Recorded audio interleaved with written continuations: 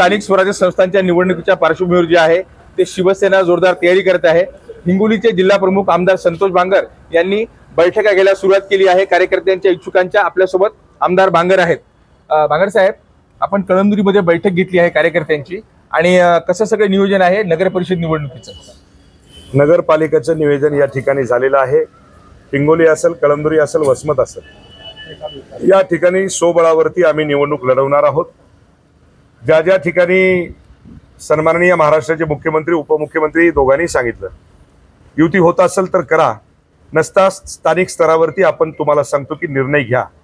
मला वाटते की मैत्रीपूर्ण लढत लढवायची, कुणावरही टीका टिप्पणी करायची नाही।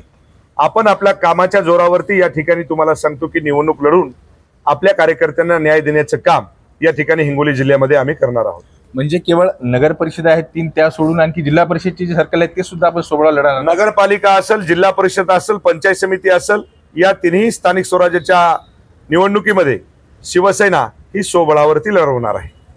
आपण जर पाहिलं तर संजय राऊत आज म्हणाले आहेत की 2 ठाकरे एकत्र आले आहेत आणि ते सगळ्यांच्या ठिकऱ्या करतील। मला वाटते की संजय राऊतला काही बोलण्याचा अधिकार नाही, ते गेलेला माणूस आहे, त्याच्यामुळं त्याच्या बाबतीत भाष्य करणे हे उचित नाही।